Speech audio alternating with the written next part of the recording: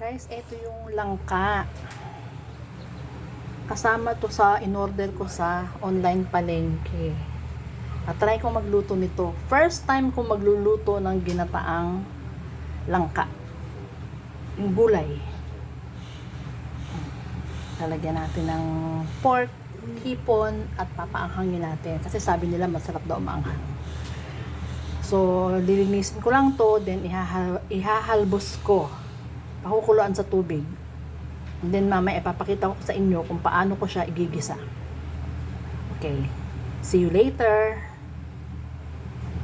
Eto na guys, atin nang ihahalabos ang ating langka. Bago natin siya gagataan mamaya.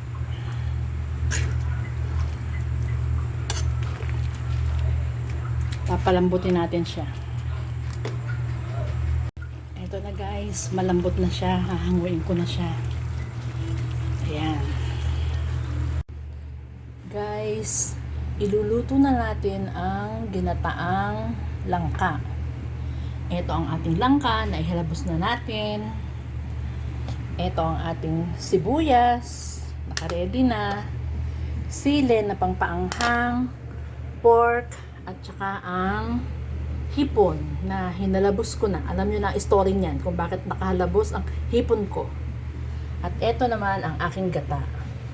At eto naman guys ang aking kawali. Iba-iba ang kawali kong pinaglulutuan. Madami kasi akong kawali. Ayan. Sisimula na tayo maggisa. Eto na guys, ang aking mantika na meron ng paminta. So, eto magsisimula na tayo. Unahin natin ang pork. Eto na guys, isunod na natin ang ating sibuyas.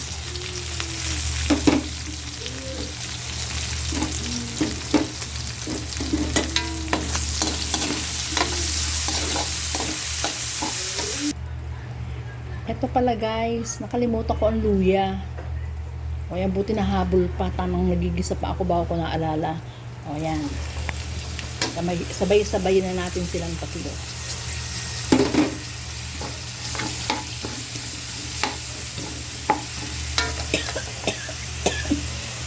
Guys, gawa yun ng asili. Yan, nakakaubo.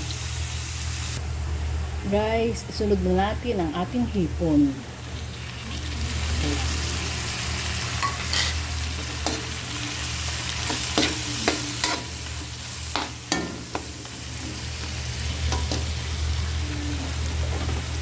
Tapos, ang ating patis. Ayan. Ang bango. Ang bango-bango ko, andito lang kayo na amoy nyo sana.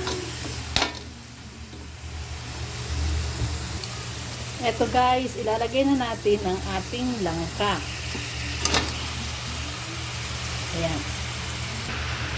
Susunod na natin ang ating gata. Ay, wait lang pala.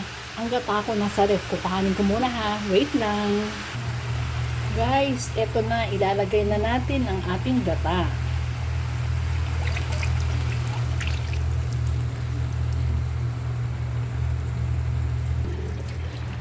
Eto na guys. Luto na. Tinikman ko na din. At tamang-tama ang ahang niya. Sarap. O paano guys? Samahan niyo akong muli sa aking pagluluto. At sana hindi kayo magsawa na ako ay inyong sinasamahan sa aking pagluluto. Okay, bye! See you next time!